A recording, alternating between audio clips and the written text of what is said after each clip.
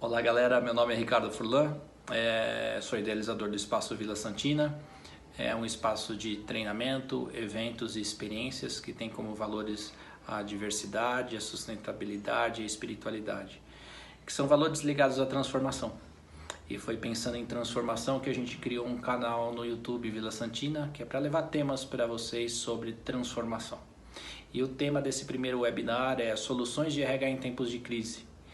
E a gente trouxe gente super interessante, executivos de recursos humanos, executivos de negócio, consultores que entendem de gente, consultores que entendem de metodologia ágil para falar com a gente sobre esse tema. Além disso, uma cerejinha no bolo, o Felipe da Wisnet fez uma pesquisa com mais de 100 empresas e a gente está compartilhando aqui o link da pesquisa. Ele vai falar um pouco no webinar sobre a pesquisa também. E o próprio Felipe falou de uma outra pesquisa que tem conexão com o Josh Bersin, que é uma pesquisa internacional que também vale a pena conferir. Legal, bora lá conferir o que essa galera tem para falar pra gente.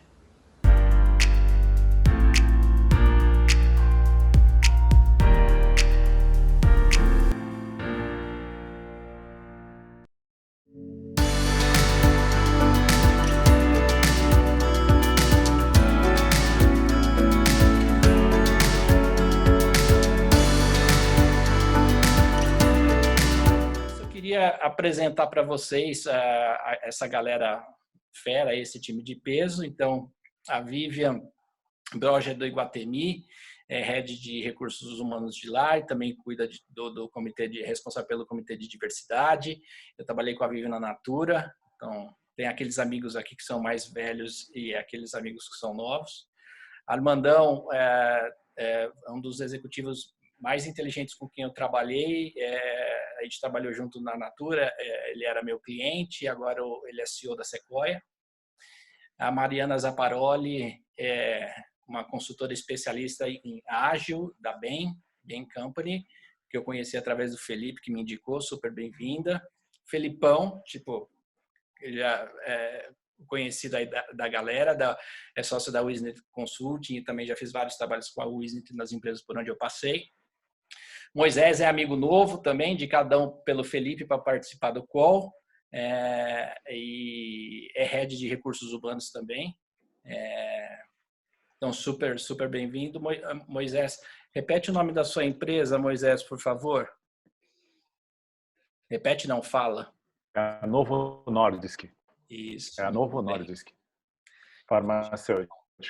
Muito bem, super bem-vindo. E a Soraya, a gente trabalhou no Abbott há mais ou menos uns 375 mil anos.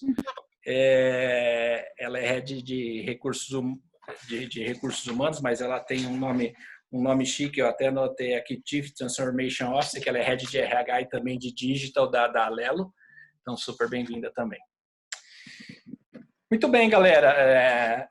Acho que era legal a gente começar. A gente pensou em começar com o Felipe, para o Felipe contar um pouco dessa pesquisa que a Wisnet fez com 115 empresas e falar um pouco desse papel de recursos humanos na crise. E a partir daí a gente vai evoluindo no nosso bate-papo aqui. Perfeito, Ricardo. Obrigado, gente. Super boa noite, prazer. Acho que tem uma aspiração que veio da pesquisa, que é eu recebi pelo menos 32 guias de home office na primeira semana quando aconteceu tudo que a gente está vivendo hoje.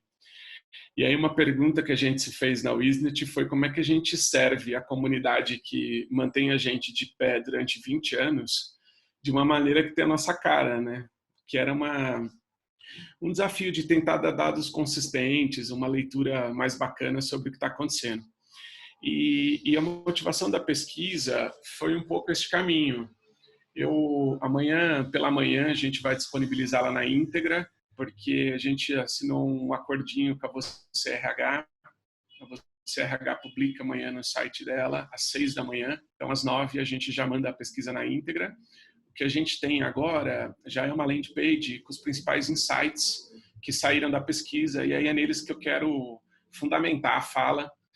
Foram 115 pessoas e 110 empresas que foram acessadas para responder com essa um pouco como é que o RH tem percebido o cenário de cultura, de estratégia, de gestão e de times. E aí, para chegar nisso, a gente acabou envolvendo um monte de gente, né? Soraya foi super parceira aí nesse movimento. Teve gente que a gente validou, gente de RH que validou, Daniel Show, Carol Zwarg, Patrícia Viotto, a gente mandou para eles para ajudarem a gente nas questões, e todos os consultores da Wisnet também que entraram nesse movimento. O que a gente descobriu, assim, gente, de principais insights que vieram da pesquisa? Tem uma coisa muito interessante sobre sobrevivência, que uma das coisas que a gente faz quando um barco começa a dar sinais que não está muito bem é pegar uma canequinha na mão e começar a tirar água do barco para ele não afundar, né? Talvez todo mundo em alguma instância experimentou isso como RH, esse start de sobrevivência. Então, a pesquisa denotou para a gente uma leitura muito comum que todo mundo entrou no cenário de sobrevivência. E aí, curioso que hoje o Josh Bersin publicou a pesquisa dele, que ele fez ele está baseado nos Estados Unidos, mas acessa o mundo todo, e esse espírito de sobrevivência também apareceu na pesquisa dele com os RHs do mundo. E nesse espírito de sobrevivência, a primeira coisa que ocorreu para a gente é que a percepção dos RHs é que a estratégia deles mudaram mais que a estratégia do próprio negócio. E é muito interessante, porque isso aí eu queria colocar para o grupo minha primeira reflexão, que é, eu escutei uma vez a Lina Nair, que é a líder de RH da Unilever, num evento, e ela disse que o RH tem condições hoje de criar agendas que sim servem ao negócio e respondem a isso, mas que ele tinha uma responsabilidade maior, que é uma responsabilidade de responder à identidade organizacional e ao cuidado das pessoas em igual modo ou mais que a estratégia que muda todo ano. Então, a estratégia como uma coisa, aí bem Peter Drucker, né, cultura como estratégia no café da manhã, a estratégia como algo que vai oscilando ao longo do tempo, mas uma coisa imutável, que é a identidade organizacional e o cuidado com as pessoas. E a pesquisa mostrou que o RH sente que ele se modificou mais do que a estratégia da organização. E aí a primeira coisa que me ocorreu é como é que é esse movimento onde o RH mudou as prioridades mais do que a própria organização nesse cenário. E qual é esse papel do RH na preservação da identidade organizacional em detrimento da estratégia do negócio em tempo presente. Então, a sobrevivência lançou o RH nesta condição. A pesquisa mostrou o RH nesta condição. A segunda coisa, essa que me ocorreu, foi que logo que aconteceu a primeira semana, aí o Armando estava compartilhando um caso, o Moisés também, a gente fica todo mundo super atento, né? E a pesquisa mostrou que neste modo sobrevivência operante do RH nesse momento, o primeiro movimento foi mandar todo mundo para casa. E, gente, o nosso foco é tirar as pessoas daqui. E no bom sentido da preservação da saúde, do ambiente onde eu conseguia preservar as pessoas. Mas uma coisa que me chamou a atenção é que como é que as pessoas estão em casa? Então, ele foi muito faseado. Assim, a primeira fase, poxa, protocolo 1, manda as pessoas para casa. Agora a gente abre uma reflexão de o que a gente vai fazer com as pessoas lá, pensar em cultura, engajamento e as outras questões todas. Então, acendeu um sinal para a gente na pesquisa, que é todas as outras questões secundárias a enviar as pessoas para casa, elas ainda estão numa esfera muito primitiva de debate. Porque, de novo, estratégia de sobrevivência, vamos salvar todo mundo, depois a gente pensa sobre isso. E uma questão que me ocorreu, foi muito interessante, que eu vi num case, num hospital, pedindo para as pessoas mandarem fotos sobre ergonomia. Cara, como é que está o ambiente das pessoas em casa? E aí esse primeiro movimento de pensar o que mesmo está acontecendo, dado que a gente mandou as pessoas para casa. Então a segunda reflexão foi como é que é esse movimento agora que as pessoas já estão em casa? E aí abre uma terceira questão de quando o RH olha para o futuro, há um otimismo gigante na pesquisa. Mas parece ter menos segurança estratégica disso. Então, a terceira questão, dado que a primeira fala sobre essa mudança de prioridade, a segunda fala sobre o que a gente faz agora que as pessoas estão em casa, e a terceira, uma insegurança, uma instabilidade de olhar para esse cenário pós-Covid e começar a pensar como vai ser no depois. Ainda estamos em um momento de pensar sobre a sobrevivência. Sabe a canequinha tirando água do barco? Cara, a gente precisa tampar esse buraco aqui que está acontecendo. E ainda pouco espaço de agenda para o pós, do que virá. Esta é a reação imediata nessas 3 verticais que a pesquisa trouxe, que me fez pensar um pouco sobre essa administração do que é o curto prazo do RH, como começar a construir futuro e quais são as agendas prioritárias nesse momento. Cuidar da identidade do negócio, das pessoas e etc. E como conversar isso com esta outra mão, que está conversando com a estratégia, aí a Mari vai falar sobre agilidade aqui também, de servir a essa diretriz estratégica. Então, são os principais highlights assim, da pesquisa. Lembrando, o Ricardo vai compartilhar o link aí para baixar a landing page do resumo geral. E amanhã a gente já publica os dados com todas as respostas das 115 respostas de 110 empresas. Acho que essa é a primeira questão, e aí a gente abre a conversa daí para perguntas, enfim. Muito bem. Valeu, Felipão. Eu coloquei aqui no chat o link da landing page, quem quiser dar uma olhadinha, e depois também pode ter acesso lá pela Wisdom até os dados todos da pesquisa. Eu queria começar fazendo uma pergunta inicialmente para a Soraya, que é assim, essa dualidade que o Felipe traz, principalmente na primeira e na segunda questão, né? Talvez elas são um pouco misturadas também, mas ele falou dessa dualidade entre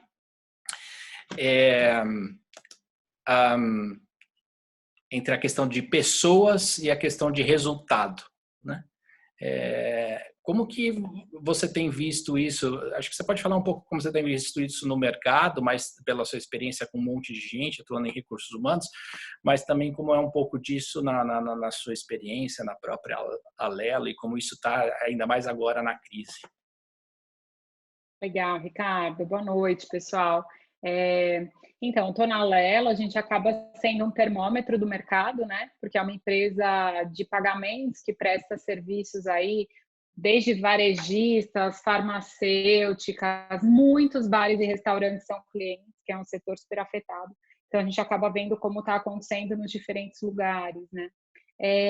Essa questão de pessoas versus resultados não dá para dissociar no momento em que a gente está falando de saúde, né? Então, concordo com o Felipe que o foco inicial foi 100% sobrevivência nos diferentes setores e até não tinha muita alternativa, né? Porque mesmo um restaurante que quisesse manter sua operação rodando, e a gente viu isso nos primeiros dias de quarentena, não tinha cliente, né? Então, a questão de pessoas foi imperativa, acho que de uma forma que a nossa geração nunca tinha vivenciado, né? Uma crise, assim, num cenário tão apocalíptico até, né? Nos primeiros dias, numa dimensão que a gente não tinha vivenciado. Mas eu acho que agora a gente começa a colocar a bola no chão para olhar como é que as duas coisas se integram, né? Olhando para o nosso horizonte ali na Alelo, eu colocaria uma etapa adicional a que o Felipe colocou, né? Ele falou da sobrevivência e falou da adaptação, né? Que é o momento em que a gente começa a olhar o futuro. No nosso caso, meu time teve uma coisa aí no meio, porque como a gente é uma empresa de serviços financeiros que já tinha uma cultura de home office, a gente chama, na verdade, Anywhere Office lá, isso já estava estabelecido, a gente tinha uma mensagem forte para passar para o time de a vida continua e continua normalmente. Então, a gente teve o primeiro momento que foi, tá, então agora é full home office, 100%, sobrevivência, saúde, vamos cuidar da família, né? Depois, antes de pensar em adaptação, foi legal. E o que é o business as usual, né? O que é a vida que tem que continuar? Quais são os projetos, as reuniões que já estavam marcadas? E a gente entrou nesse looping de segue a vida, até que chegou o momento que a gente falou, opa, pera, mas não é a mesma vida, né? Então, não é só segue, a gente sim tem que parar para olhar tudo que a gente tem que adaptar, né? Então, aí vem a discussão de despesa, aí vem a discussão de estratégia, né? O que a gente tem que rever de prioridade, a gente não sabe quanto tempo esse cenário vai mudar, mudam as previsões de negócio, a gente tem que dimensionar os indicadores. Então, tudo isso acontecendo ao mesmo tempo, com demandas de todos os lados, e as pessoas com menos tempo disponível para o trabalho ou mais tempo disponível o trabalho de acordo com a sua dinâmica pessoal, né? Então, e o RH tentando ser facilitador de tudo isso nos diferentes fóruns, né? Então, cuidando da saúde mental do seu próprio time, porque a gente tem que colocar a máscara de oxigênio na gente primeiro, mas olhando para isso na organização como um todo, né? Facilitando aí uma série de momentos e fazendo provocações para levar para essas reflexões estratégicas. Agora, o que a gente tem que ter clareza, na minha opinião, e é o que a gente tenta trabalhar lá, né? As diferentes áreas da organização têm níveis de maturidade diferentes. Eu acho que a área de gestão de pessoas, ela pode fazer uma gestão da mudança organizada, né? Ela tem a vocação para isso, que é fazer uma carta de navegação mínima em relação à crise, né? Onde é que a gente está? Para onde a gente quer ir depois da crise e como que a gente vai, né? Então, construir esse storytelling com a liderança, eu acho que dá muita força para o trabalho que tem que ser feito junto com o time. Muito bem, valeu, muito obrigado. Ô, Vivian, queria te ouvir um pouquinho também nesse aspecto. Qual que é a sua percepção sobre isso?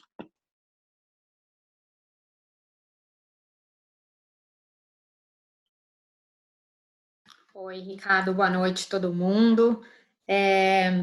Eu concordo com muito do que o Felipe falou, né? Eu faço um paralelo aqui com um texto que recentemente o José Galó ele publicou no Brasil Journal, que foi bem legal. Ele falou que num momento de crise como esse tem 4 estágios, né? Um estágio que é o pânico, depois vem um estágio do realismo, aí vem um estágio da solidariedade e termina numa fase da negociação.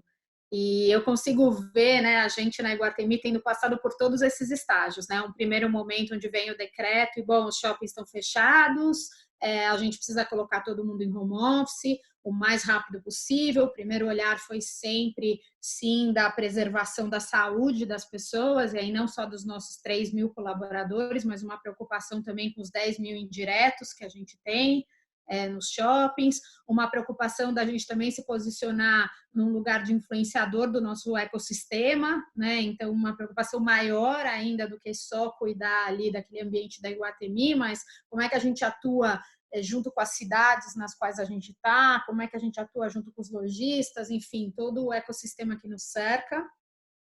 E depois a gente passou para uma fase de, bom, tá bom, já está todo mundo em casa, estamos trabalhando em home office, como que a gente trabalha esse novo momento, né? Aí eu sei que a gente tem uma super especialista em Agile, né, no time aqui, mas eu brinco que a gente estava fazendo projetos para implementar o Agile e, de repente, a gente virou Agile, porque as coisas aconteceram de um jeito que a gente teve que pilotar mudanças muito rapidamente, né? Prototipar as coisas, botar na rua, corrigir com a coisa voando. Então, assim, de um dia para o outro, né, não só o RH, mas a empresa como um todo se viu num modelo muito ágil.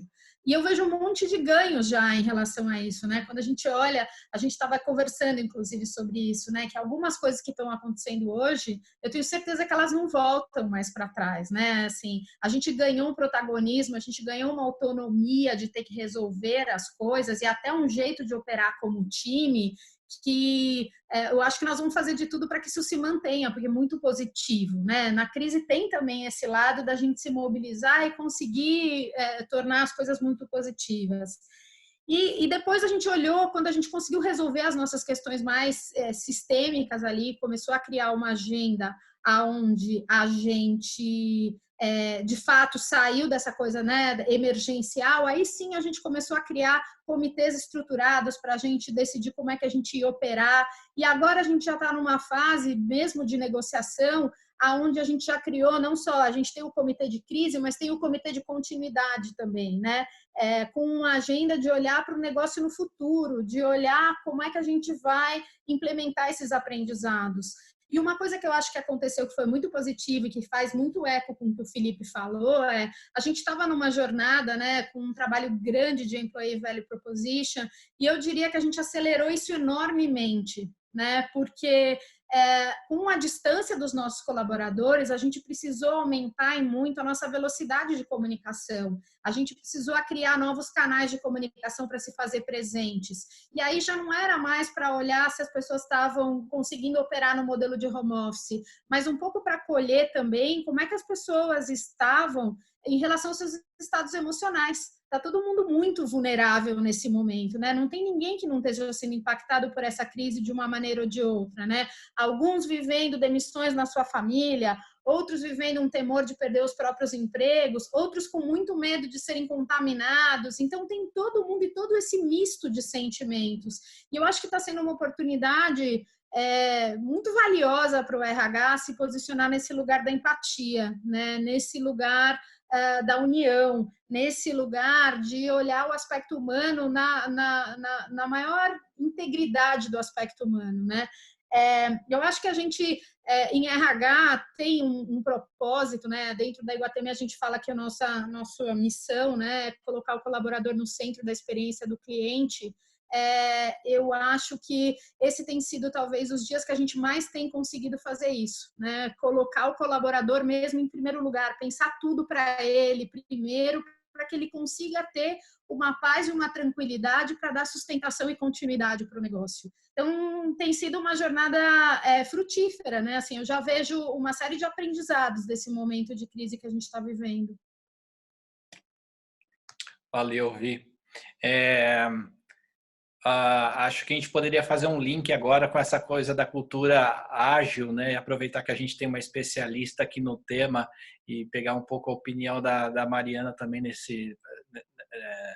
já nesse sentido. Você quer compartilhar com a gente, Mari? Oi, pessoal, boa noite.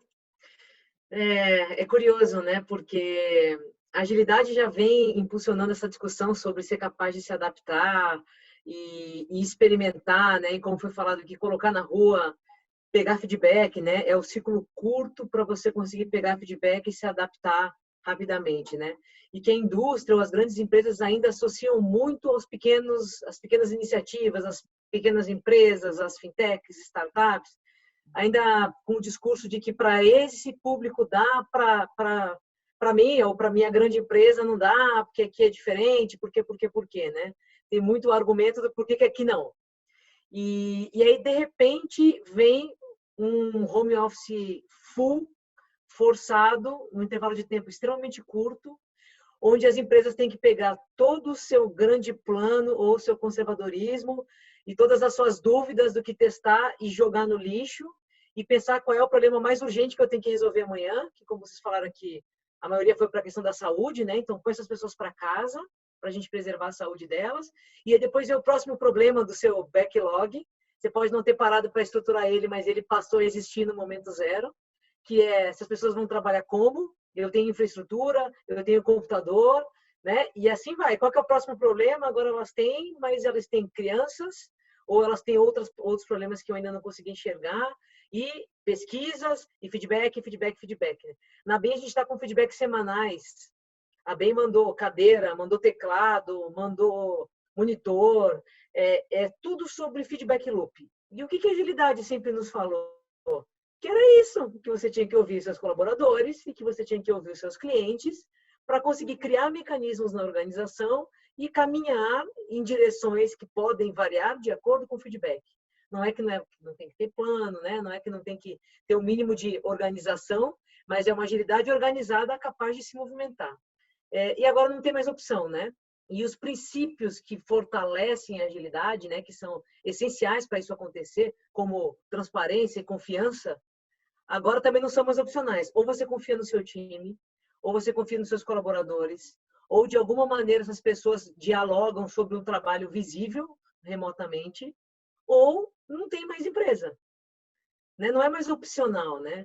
Eu fico até pensando nas pessoas que ainda têm muita filosofia da microgestão e de gerir o tempo dos seus colaboradores, que angústia master deve estar vivendo agora, onde os seus colaboradores são rostinhos no computador e que você não consegue cronometrar o dia dessa pessoa, né? Se existir um exercício talvez opcional de gerir o trabalho e observar resultados, agora ele não é opcional. Então, sobre a ótica da agilidade, eu acho que foi um grande impulsionador. O Covid foi um catalisador de uma série de elementos, mais do que as ferramentas, se vai usar um Trello, se vai usar um Zoom, mas os princípios das relações das pessoas para que um trabalho coletivo, multidisciplinar e orientado a feedback aconteça, né? Então, apesar do Covid estar fazendo todo mundo sofrer em diversos aspectos, como agilista, eu tenho as minhas doses de alegria de ver esse movimento acontecendo, apesar de ser tão forçado, né? Mas acho que todo mundo vai aprender muito com isso. Legal, Mário, obrigado. Sabe que esses dias eu estava participando de uma dessas 1000 lives que está todo mundo participando e a galera estava falando, né? Como a gente falava tanto em home office, em cultura agile e etc, etc, e falava, não, aqui não dá, que é um pouco do que a Mari estava dizendo, e inventava 1000 burocracias para não implantar, e do dia para a noite a gente foi obrigado a implantar isso rapidamente, né? Meio que falando desse assunto, pulando para a questão de cultura, eu queria te ouvir, Felipe. Na verdade, a gente tinha feito um roteiro aqui que ele está absolutamente todo cagado, para falar bem a verdade, porque foi para lá e foi para cá, então eu vou seguindo um pouco minha intuição e a gente vai evoluindo. Adaptado. Isso. E essa coisa da cultura organizacional, né? Como você acha que tipo de cultura organizacional uma empresa tem, influencia agora e impacta na decisão que os executivos estão tomando, que então tem um pouco ligado aí o que a Mari estava dizendo também. É interessante isso, Ricardo, porque a crise revela um monte de coisa, né? Então, a água está mais baixa e veremos quem está vestido.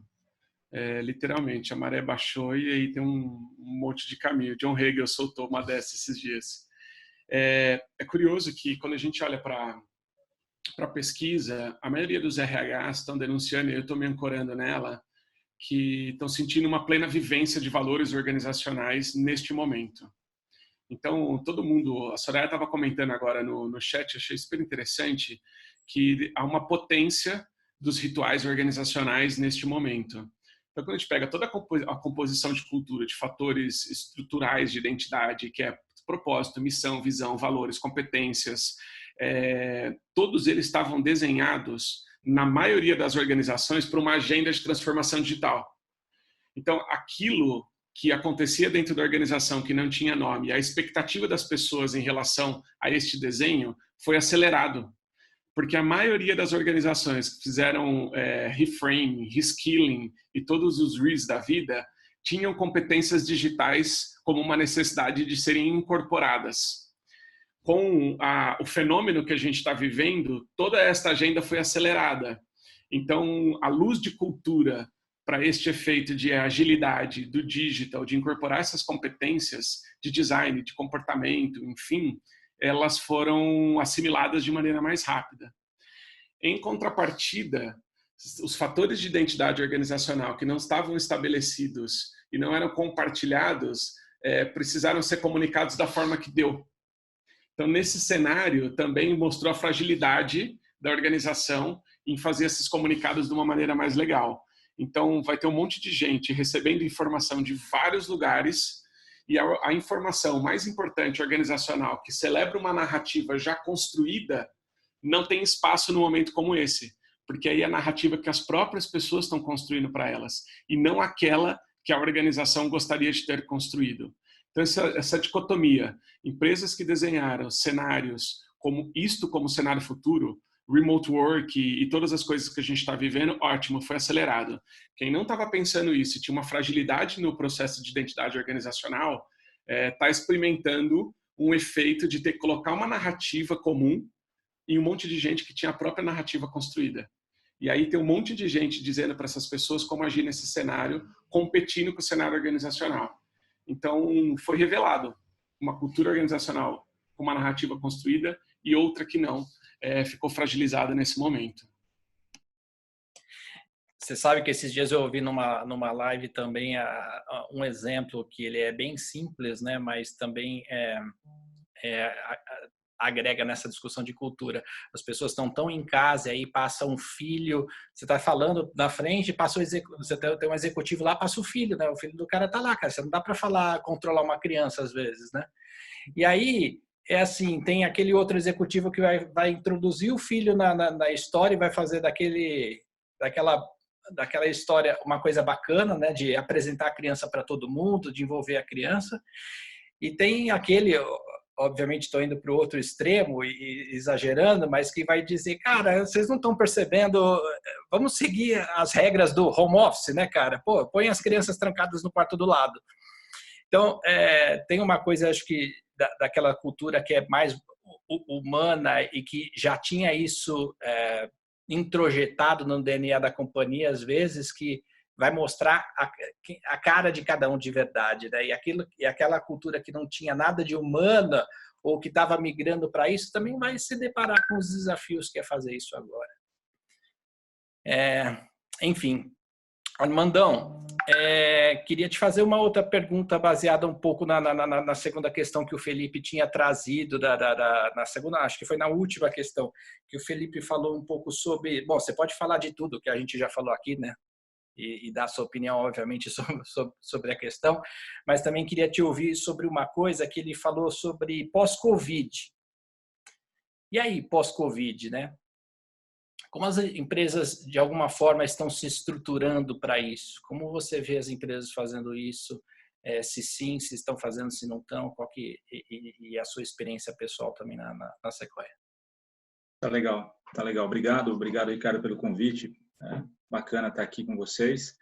Acho que só, né, fazer a ressalva para a turma que entrou aí às 7 horas, que eu estou falando de uma cadeira que não é de gente de gestão, né, não é de RH, então peço aí desculpas por qualquer falha, né? Então, a Sequoia é uma companhia super nova, tem de 8 para 9 anos, tem 4.500 colaboradores diretos e mais 3, 4 mil indiretos, e a gente está na atividade de logística.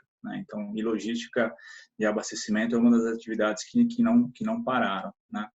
E parte da atividade ela é feita fisicamente, né? Então, você precisa fazer manuseio, você tem manipulação de produtos, né? E você tem, obviamente, a etapa da entrega dos produtos. Então, a questão do home office para a gente, ela se aplica para uma parte pequena da nossa população, que é a população, obviamente, administrativa, né? Então, essa população, óbvio, estão todos em home office, mas a gente tem que lidar, acho que boa parte das empresas estão tendo que lidar com isso, escritório, né, eventualmente em casa, e produção, indústria, etc., ainda continuando a operar.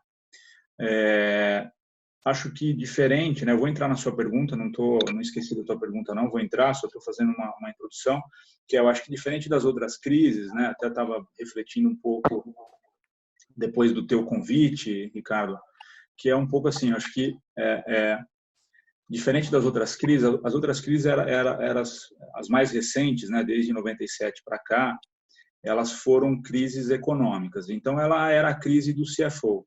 Então, era a crise que o CFO tinha que atuar, tinha que dar o guidance, né, o CEO e o CFO, mas estou dizendo aqui de uma cadeira de liderança, né?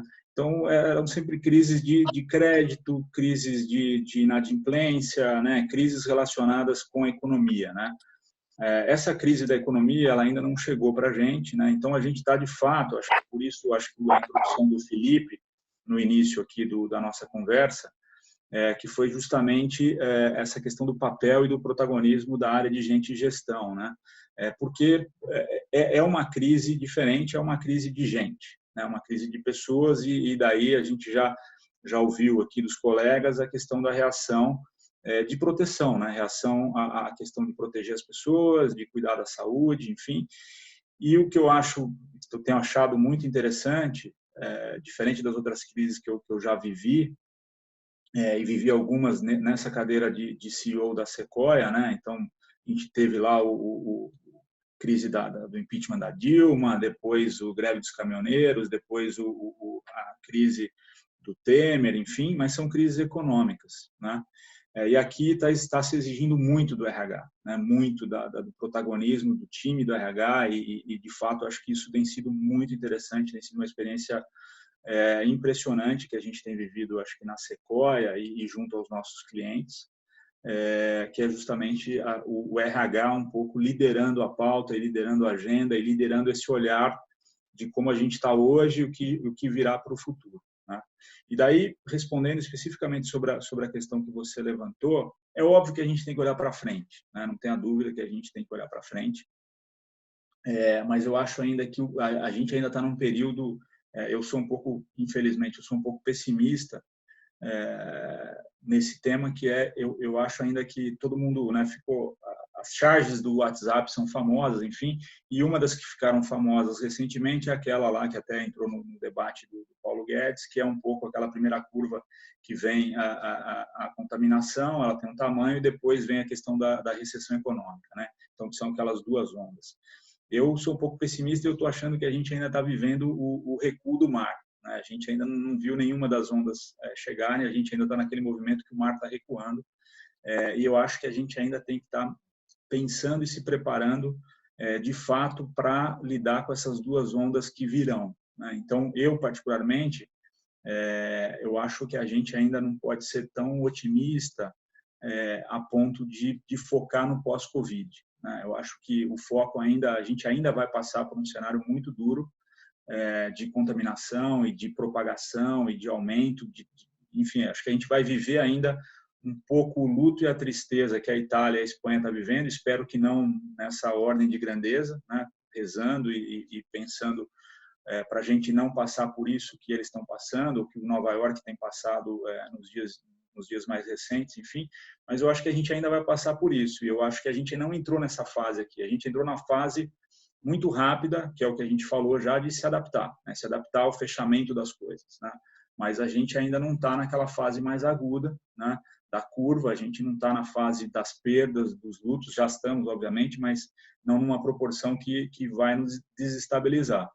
Então, acho que a gente ainda, eu sou um pouco pessimista, Ricardo, e eu ainda acho que a gente tem que estar com foco ainda em cuidar das pessoas no curto prazo, sim, né? Eu acho que o RH aqui com um papel fantástico e muito importante nas empresas, né?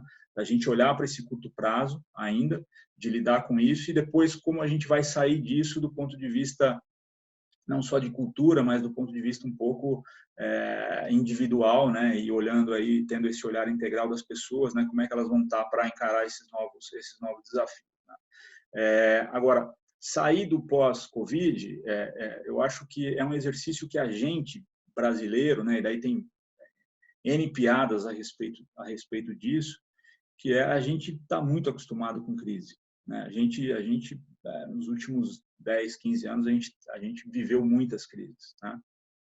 Então, acho que o Brasil ele tem essa característica, não é uma economia estável, né? Como o Japão ou como a Alemanha, etc., que tem lá uma estagnação, um pouco crescimento. A gente tem uma volatilidade grande e a gente está mais preparado para lidar com esse cenário. Obviamente, vão ficar machucados, dores e algumas lacunas, e que vão fazer a gente reagir de uma forma diferente do que simplesmente de uma crise econômica, né? Acho que essa questão do home office, a questão da digitalização, né? A questão, de fato, de trazer as pessoas para o centro, né? E esse cuidado que a gente está tendo agora, vai ser difícil você deixar de cuidar das pessoas ou deixar de olhar isso de uma maneira no curto prazo, né? Então, acho que terão impactos importantes para a gente, né? E eu acho que, diferente de uma crise econômica apenas, de fato, a gente vai sofrer mudanças que a gente ainda sequer conseguiu enxergar. Tem um outro lado que eu fico me perguntando aqui, né? A gente está sobrevivendo com home office, né? Quem pode trabalhar de casa, né? Diferente das atividades de saúde, de transporte, aquelas que exigem de fato a presença física, né? Todo mundo aqui está tá experimentando isso numa maior intensidade. E a pergunta que fica é: qual a motivação da gente voltar depois, né? A gente vai querer voltar para o ambiente, como a gente vai voltar? E eu acho que é um outro ponto que a turma aqui pode contribuir. Como é que vai ser a pessoa, né, pós essa estadia em casa durante algum tempo, um tempo relevante? O quão motivado a gente vai estar para ir para o escritório de novo, né? Não sei. Então, acho que tem mudanças culturais de comportamento que a gente sequer ainda imaginou. Muito bem. Valeu, muito obrigado, Armandão. Moisés, o Tiago está perguntando aqui, eu queria de qualquer jeito passar a palavra para ti, e vou aproveitar então e até falar um pouco, fazer a pergunta que ele mesmo fez, que ele gostaria de saber como está a realidade na Novo Nordisk, por se tratar de uma multinacional e ser uma empresa líder no mercado que atua como grupo de risco, como os diabéticos. Como está a realidade dos clientes internos versus clientes externos? Se você Legal. tem se você pode contribuir com isso e também falar um pouco do pacote geral do que você tem ouvido aqui, dar alguns impactos para a gente. Eu vou engatar aqui, deu um problema no computador, estou aqui no celular, então vou improvisar até isso nesse momento, né? A gente precisa ter um pouco de jogo de cintura aí nesse sentido.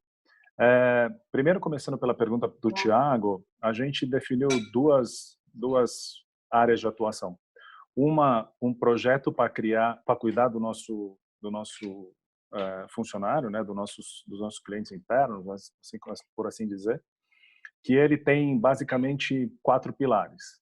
Um que a gente está chamando de equipe de trabalho, teamwork e cross-functional. Então, a gente incentivar cada vez mais a participação dessas pessoas trabalhando em conjunto e trabalhando em projetos multifuncionais.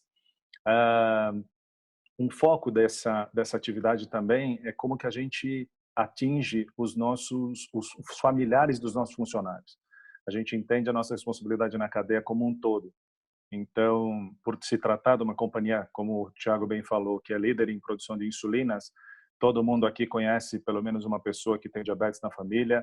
Então, trazer essas pessoas para dentro do nosso ambiente tem sido uma preocupação bastante grande. Nesse sentido, a gente fez recentemente um evento onde a gente convidou os especialistas para falar especificamente de como os diabéticos devem se cuidar nesse momento que a gente está passando.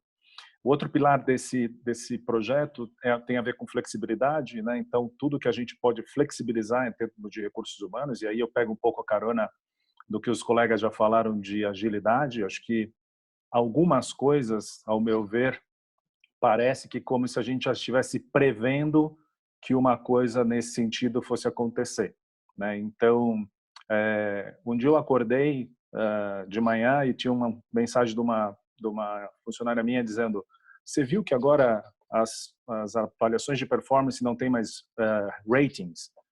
Eu falei, como assim, né? Simplesmente o nosso CEO um dia acordou e falou: vamos acabar com o rating na companhia. E eu sei que isso para recursos humanos pode parecer uma situação às vezes meio modismo, mas hoje eu vejo quanto é importante a gente ter acabado com esse tipo de processo, porque desburocratizou muito recursos humanos. Então eu ficava imaginando hoje, se eu tivesse no modelo antigo, eu tinha que abrir meu sistema, todo mundo rever as metas e por aí vai. Hoje a gente no modelo mais ágil, a gente está fazendo reuniões semanais, estabelecendo foco e prioridade daquilo que importa na semana. Essa é a visão que a gente tem, né? O Covid tem ensinado isso. Não dá para fazer grandes projeções. A decisão do home office, na sexta-feira a gente tinha uma reunião do comitê de crise e simplesmente a gente falou, não vamos com o home office. Na segunda-feira, 8 horas da manhã, a gente falou, a melhor coisa que a gente tem que fazer é colocar as pessoas trabalhando de casa. Então, essa dinâmica tem sido bastante importante. Depois, saúde e bem-estar, como todo mundo falou bem aí, é um tema que a gente está cuidando super, super forte, a questão da ergonomia. Nós demos um allowance para cada um dos funcionários para que eles pudessem, uma verba para que eles pudessem, cada um, estruturar a sua casa de forma que eles pudessem trabalhar de uma forma mais fácil. E, por fim, quando a gente olha para fora, o nosso esforço para os clientes externos, nosso esforço é para manter o medicamento chegando na casa dos nossos pacientes, né? Nós lidamos com 4 patologias que, se o sujeito não tomar a medicação, ele tem risco de morte. Então, tem um trabalho hercúleo no sentido de garantir estoque suficiente para que a gente possa abastecer todos os nossos funcionários, os nossos pacientes. Como eu falei já, informação para levar dos médicos para que eles possam saber como se cuidar nesse período. E também, uma coisa bastante importante que a gente tem enfrentado ultimamente nós não estamos conseguindo fazer as visitas aos médicos, né? Porque os médicos também estão na mesma situação que todo mundo, estão com seus consultórios fechados e eles não estão conseguindo receber os nossos representantes. Então, a gente vem trabalhando muito para a capacitação desses representantes para que eles possam, no momento da volta, estar bem focados e aptos para entregar nesse novo cenário que eu costumo dizer que é um novo mundo, né? A minha sensação é que a gente saiu do planeta Terra e foi para um outro planeta, e essas são a gente vai ter que entender agora as novas formas de lidar nesse planeta. Eu particularmente sou bem otimista. Eu acho, assim como a Soraya falou um pouco, a Vivian falou um pouco, eu acho que tem muitos frutos que a gente está colhendo dessa história toda. Essa questão da aceleração do processo de agilidade foi um tema que me moveu muito. E uma coisa que eu gosto muito, por também, acho que eu faço parte dessa pesquisa aí, o Felipe, porque a sensação que eu tenho é que no modelo anterior, às vezes a gente sempre tem essa preocupação de estabelecer um propósito único para as organizações, né? Mas nem sempre a gente consegue, né? Um departamento pensa de um jeito, outro pensa do outro. E a sensação que eu tenho hoje dentro da Novo Nordisk é que a gente está todo mundo como um grupo e com uma direção clara para onde a gente precisa ir e todo mundo empenhado em fazer e buscar aquilo que a gente precisa buscar para os nossos pacientes e clientes internos de uma forma única. Isso não é só dentro da companhia, né? Você vai na rua, você sai na rua, quem teve a oportunidade de sair, fazer uma compra, parece que as pessoas se olham meio do tipo, estamos todos no mesmo barco. E eu acho que isso vai trazer um benefício geral, não só para as organizações, mas para a humanidade como um todo. Super obrigado, Moisés. Queria pegar um gancho no que você falou sobre otimismo e queria convidar a Soraya para falar um pouco disso. Eu acho que tem essa coisa do olhar otimista para esse momento que a gente está vivendo, recursos humanos com toda essa carga referente à comunicação interna, em tudo aquilo que está fazendo, acho que pode fazer uma diferença super relevante também naquilo que vai ser o dia a dia das organizações, né? E aí queria que a Soraya falasse um pouquinho sobre isso. Ricardo, eu acho esse tema do otimismo super importante, né? Às vezes o executivo de gente, ele é visto assim como poliana, né? Pelos pares, tudo vai dar certo, né? E aí o Felipe até colocou isso assim na perspectiva da pesquisa, né? Que nem sempre é um otimismo por estratégia, às vezes ele é por crença. Mas eu acho sim que os executivos de gente têm um otimismo que é por vocação. E a gente não tem que perder isso, né? Sim, a gente tem que olhar para a estratégia, mas no momento que a gente está vivendo, a gente precisa, sim, trazer essa base de otimismo para a empresa, porque a gente é que vai ajudar a preparar as pessoas que estão na nossa organização para lidarem com perda de emprego, de familiares e amigos, perdas de entes queridos, né? No momento em que até o processo de luto está dificultado, porque você não consegue nem fazer um ritual de velório normal, né?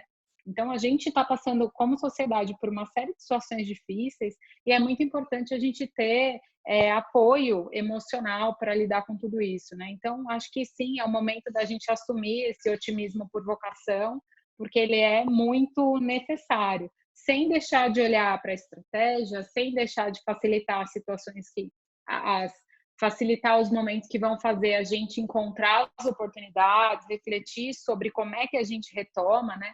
Mas, assim, também tem uma base, sim, para esse otimismo, porque, pessoal, a bolsa vai subir, né? Nenhuma crise é eterna, os investimentos vão voltar a acontecer, o consumo vai voltar. Pode demorar um pouco, vai ter um cenário difícil, mas não vai durar para sempre.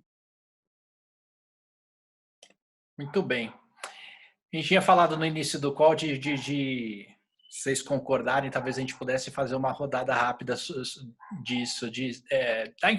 Obviamente que todas essas informações foram super úteis, e estou pensando de a gente falar um pouco na prática, assim, de ações que a gente tem visto, que vocês estão fazendo dentro da empresa de vocês, ou que vocês não estão fazendo na empresa de vocês, mas que vocês viram alguém fazer e foi super legal. Porque aí a gente pega isso, a gente pode implantar na empresa onde a gente está, ou a gente pode se inspirar, piramidar a ideia e assim por diante. Então, queria fazer uma rodada rápida disso. Pode começar com você mesmo, Soraya, você pode falar, e aí depois eu vou chamando cada um aqui para a gente ficar organizadinho, e a gente não tem muito mais tempo, mas acho que era super legal fazer uma rodada disso, se todo mundo concordar. Bora? Legal, Ricardo. Vou escolher uma coisa para falar. Foi uma coisa que a gente fez hoje. Hoje na Lelo a gente teve uma live, quase 700 pessoas participaram. A gente trouxe uma palestrante para falar sobre empatia, é uma especialista em empatia. Quem quiser depois me manda uma mensagem no LinkedIn que eu super indico.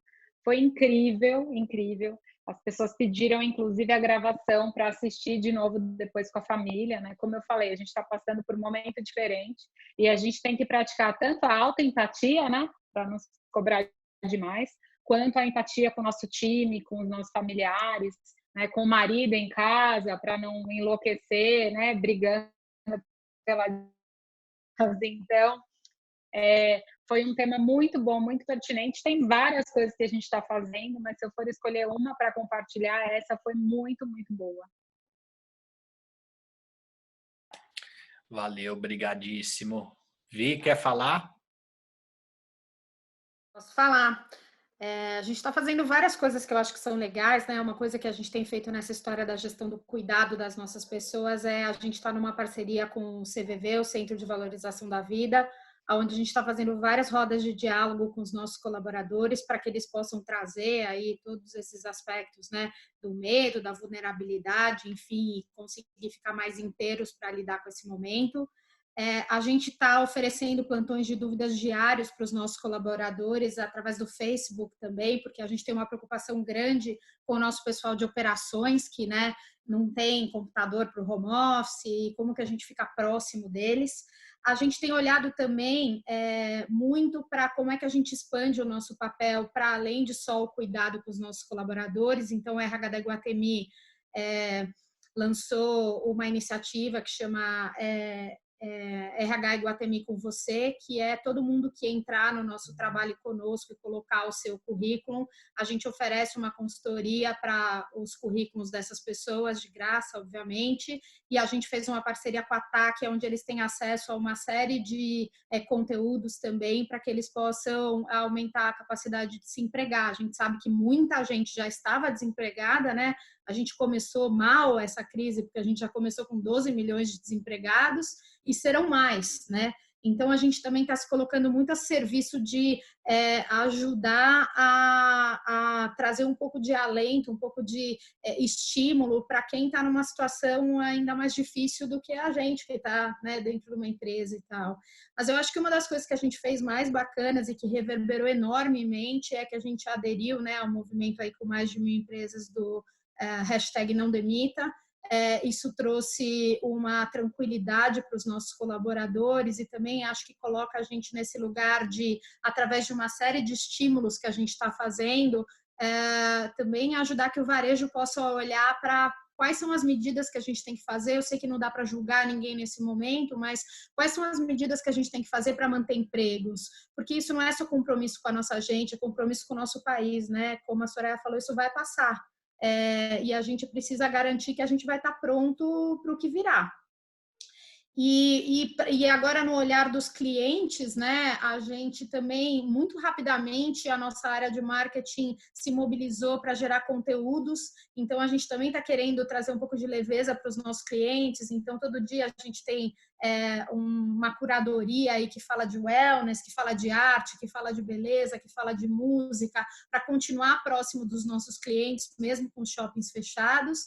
E a gente abriu uma frente grande. O Iguatemi sempre foi uma empresa muito preocupada com o lado da responsabilidade social, com o impacto no todo, mas a gente fez uma parceria que eu estou muito feliz em compartilhar, que é a gente se transformou no Iguatemi São Paulo, e essa ação vai ser expandida para outros shoppings, em um posto de coleta de itens de higiene, água e álcool, e que a Ambev está junto com a gente nessa parceria, eles estão fazendo toda a logística e a gente está levando todas essas doações para comunidades carentes apontadas pela Cruz Vermelha.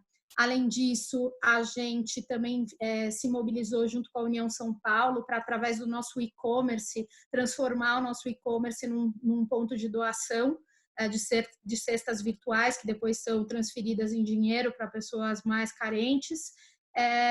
E, além disso, agora a gente está falando também de fazer uma série de iniciativas para ofertar o nosso espaço público como espaço para vacinação, para testagem. Então, além de cuidar dos nossos colaboradores, a gente está com uma preocupação grande de como a gente também ajuda a criar impacto positivo para a sociedade nesse momento.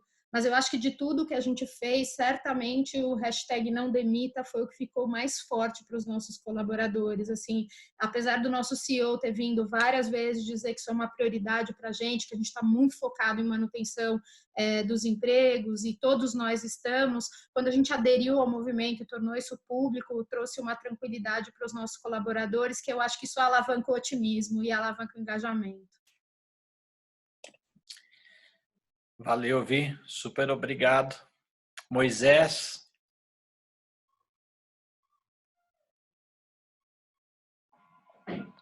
Eu acho que destacaria, tem muita coisa acontecendo, né? Eu reforço de novo o trabalho que a gente vem conduzindo junto com os colaboradores, que é esse programa que a gente está chamando de Novo Elo. Ele tem como característica, no primeira onda, algumas ideias que foram pensadas pela minha equipe, mas a segunda onda é um pensamento já direto com o colaborador. Então, o colaborador pode participar. E acho que é outra coisa que é incrível que eu vejo nesse momento que a gente está vivendo, né? Como as pessoas mais jovens e já estão acostumadas com esse modelo, né? Então, quando a gente veio com a ideia desse projeto, já veio uma porção de ideias das próximas pessoas. Por que a gente não faz isso? Por que a gente não faz aquilo? Por que a gente não entra no social? E a gente só foi dando vazão para essas ideias que os colaboradores estavam trazendo. Como eu falei, esse ajudo, esse auxílio, esse auxílio que a gente deu para a questão de ergonomia em casa, acho que fez um sucesso muito grande. As pessoas não esperavam por isso e se sentiram super acolhidas e agradecidas. E deu para aliviar esse momento que as pessoas foram para casa. E agora a gente está trabalhando muito na questão de flexibilidade também com eles, né? Então a gente tem, por exemplo, vale refeição e vale alimentação, e a gente tem benefícios flexíveis. A gente vai abrir a janela agora para que eles possam modular da melhor forma. Então tem gente que tem um dinheiro bastante expressivo no vale refeição, ele vai poder passar tudo para o vale alimentação. Ou, por exemplo, tem um solteiro que vai precisar de mais dinheiro porque ele vai precisar pedir refeição todos os dias, ele pode mover do vale alimentação para o vale refeição. Então, essas flexibilidades também nos nossos benefícios e nas nossas práticas de recursos humanos, acho que ela tem feito uma diferença bastante grande. E, por fim, também esse trabalho com nossos clientes externos, né, trazendo conhecimento, trazendo informação para que realmente eles possam passar por esse período de uma forma mais tranquila e mais tranquila, propriamente dita, e principalmente quando a gente fala da questão dos diabéticos, né? Então, a gente já levou os médicos para falar, estamos convidando os pacientes para falar disso. E, por fim, também não lançamos ainda, mas na semana que vem a gente lança uma ação fazendo uma chamada proativa no nosso EAP sobre as questões psicológicas, né? Então, como que as pessoas estão se percebendo, qual que é o nível de estresse, o nível da saúde mental, para que a gente possa trabalhar no 1 a 1. E só um comentário rápido para fechar, Ricardo. Acho que esse é um tema muito relevante, mas também acho que a gente precisa ter muito dado, né? O que eu percebo é que a organização como um todo fala, olha, as pessoas estão estressadas, mas as pessoas também estavam estressadas quando estavam no real, né? porque o trânsito era muito grande, porque a gente tem muito problema. Então, eu tenho feito um esforço muito grande, a gente lançou uma pesquisa para medir isso, né, para que a gente possa dar o remédio certo de acordo com aquilo que vem da pesquisa e não sair fazendo uma série de ações que eventualmente, acho que alguém citou aqui hoje já, né, tem gente que está trabalhando bem de casa. Então, acho que a gente tem que ter um pouco desse discernimento para conduzir as coisas dentro de recursos humanos. Valeu, Moisés. Felipe, quer compartilhar com a gente alguma iniciativa? Eu acho que as coisas mais legais que eu tenho visto e que a gente tem se esforçado também na Wisnet é o espaço de garantir que as pessoas se mantenham no melhor delas, no que elas podem, no contexto que estão. Uma vez o Adrian, que foi um dos nossos sócios, disse uma coisa muito interessante, que o lugar mais seguro no furacão é o centro. Dar iniciativas, promover caminhos que Moisés, a Vivi e a Soraya citaram, de colocar as pessoas no centro, estabilidade emocional, cuidado, coisas muito essenciais humanas, e no sentido de essencial não de ser menos, mas ser fundamental, fundante, estrutural, são as iniciativas mais importantes que eu tenho visto. Então, mais que... Eu acho que a pesquisa mostrou isso. O RH foi para um lugar na crise que é o lugar dele por vocação. Adorei a fala da Soraya, que existe uma vocação do RH ao otimismo, que precisa preservar isto vivo na organização. Então, eu sinto que as melhores iniciativas estão esbarrando nisso, do RH assumir o lugar, que é o lugar dele de cuidar de gente, e ajudar as pessoas a se preservarem no lugar mais seguro do furacão, que é o centro.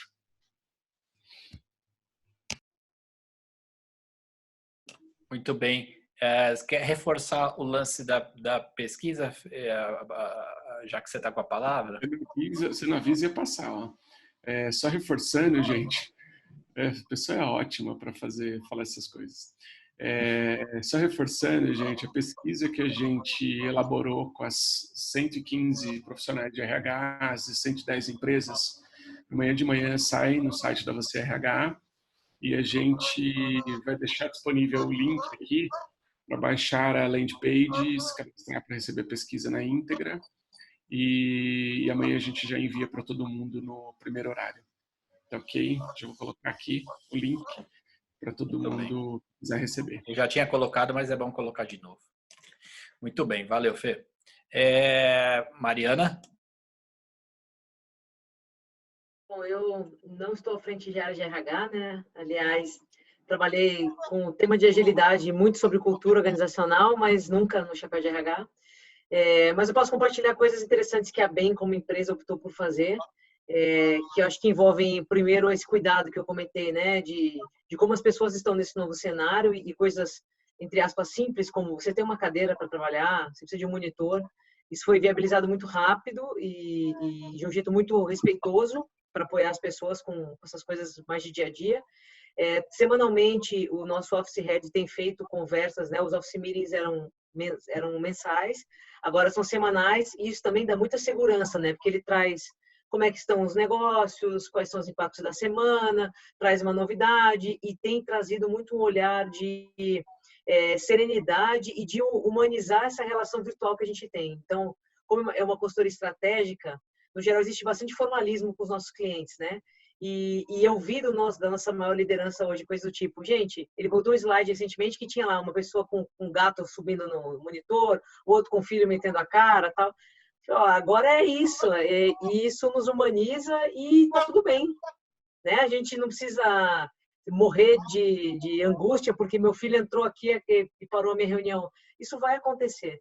Então, acho que são esses cuidados de deixar as pessoas mais serenas para fazerem o trabalho delas, né? Cada um na sua condição, que são muito interessantes. Hoje de manhã também teve uma live de uma pessoa da BEM, uma consultora, fazendo aula de alongamento, 8h30 da manhã, no Zoom, para quem quisesse fazer alongamento, e foi muito legal. Ela botou música e tinha lá umas 40 pessoas conectadas, fazendo alongamento e ela instruindo as pessoas.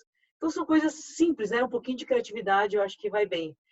E só para encerrar minha fala, eu também acho que vale a gente pensar e eu sei que o pensar nem sempre nos viabiliza ações, né? Mas às vezes sim, que a gente estamos em bolhas corporativas, né? No caso, esse público aqui. E a gente lida com pessoas com perfis não iguais, mas também não tão discrepantes. E vale a gente pensar um pouco na realidade de milhões, milhares de pessoas que estão por aí na sua informalidade, em condições de moradia coletivas e tantas outras variações sem internet. Tem muitos professores na minha família falando sobre dar aula remotamente para a escola pública. De fato, esse é um caminho? Não sei, né? Mas as pessoas têm acesso à tecnologia, elas têm internet, elas têm computador. E o que tiver alcance das organizações que a gente tem em relação, o quanto a gente pode também atuar não só com as pessoas que estão conosco, que, é claro, é prioridade, mas com um mundaréu de pessoas que está no nosso país, ao nosso redor, que tem condições muito diferentes das nossas e que talvez as organizações possam ajudar também a movimentá-las ou ajudá-las a se reposicionar, e o que muitas coisas podem ser feitas. A gente não pode esquecer desse universo que é diferente do nosso, né? Super obrigado, Mari. Faz todo sentido olhar para o coletivo, né? Armandão, tem alguma coisa que vocês estão fazendo ou alguma coisa que você está vendo que é legal compartilhar, além do que a galera já compartilhou aqui, que você acha que vale a pena inspirar para a galera? Ricardo, eu acho assim, vou ser super injusto aqui com a Diná Carvalho, que é a nossa head de gente e gestão lá, porque acho que ela fez mais de 150 coisas na companhia e eu não vou lembrar de todas.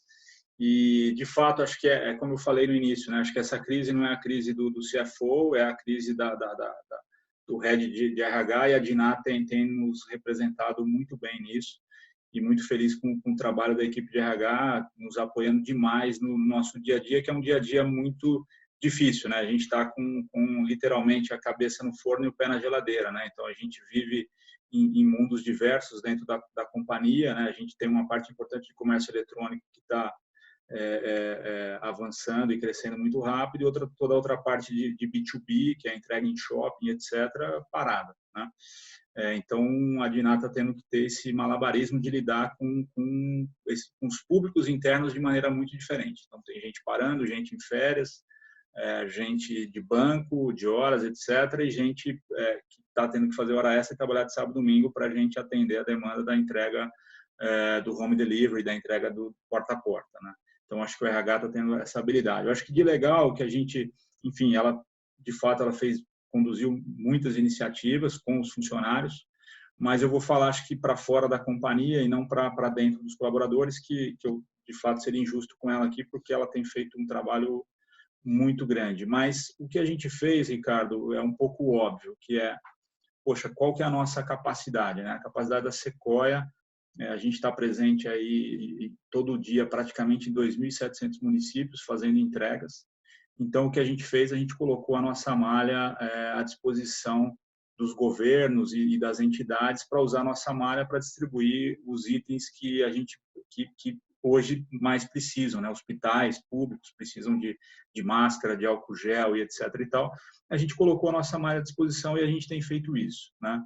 E acho que tem um outro lado que dado que a gente é uma companhia de mão de obra intensiva, né, e a gente tem uma presença importante no nosso município, a Diná, né, a área de gente de gestão, muito próximo, né, com a comunidade e com a prefeitura para a gente apoiar naquilo que a gente pode, né? Então, acho que isso, e daí eu estou falando de fato de não só a solidariedade, mas de fato de doação, né, e de colocar itens, materiais, enfim, para a prefeitura poder lidar também com o que virá pela frente aí do ponto de vista de desafio de saúde, né? Então, acho que tem muitas coisas para dentro da companhia e vocês já destacaram várias delas, e eu acho que para fora, para não ser um negócio difícil de executar e não demorar muito, a gente não perder o timing, eu acho que é fazer o óbvio, que é colocar a maior capacidade da companhia à disposição da sociedade, do entorno e da comunidade nesse momento, e aplicar isso de maneira muito ágil e muito rápida, que é o que a gente está fazendo nesse momento. Valeu, Armandão.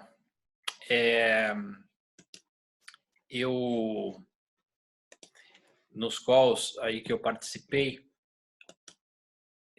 teve duas coisas que eu vi que foram interessantes.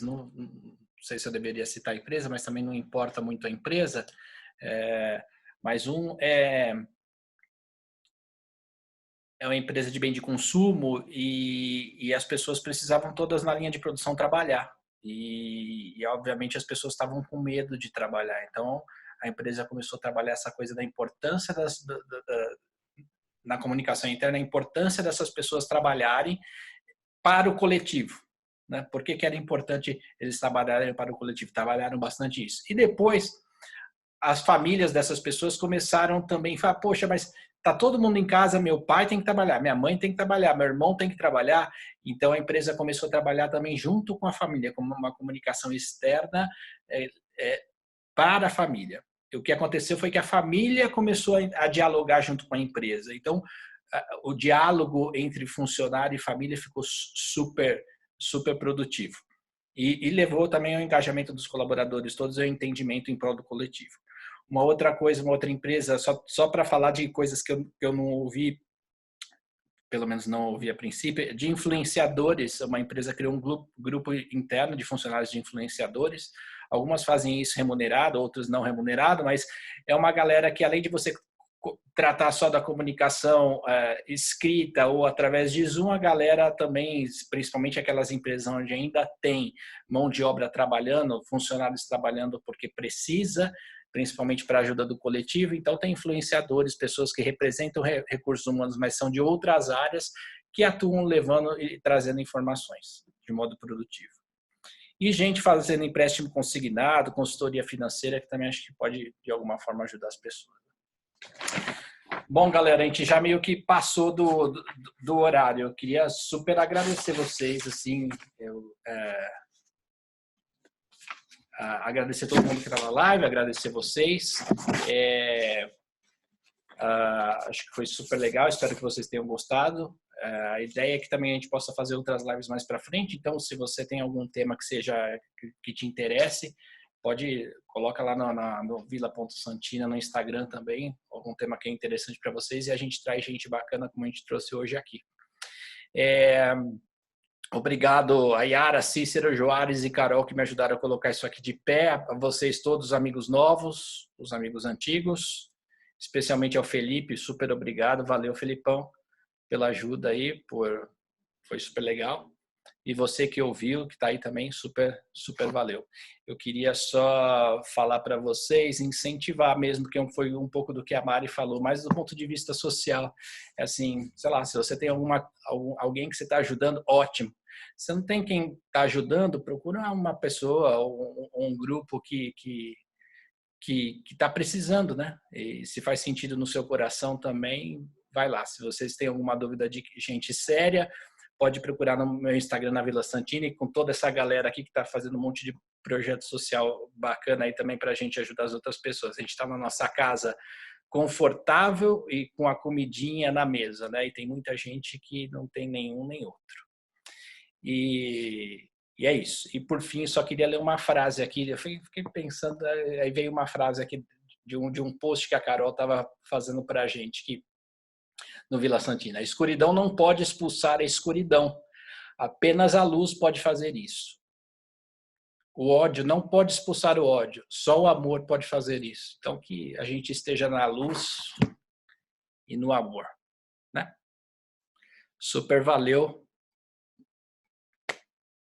Valeu, brigadão, e a gente se vê por aí, os novos e os velhos. Valeu, viu, gente? Brigadão.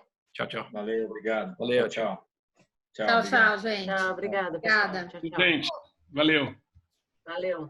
Tchau, valeu.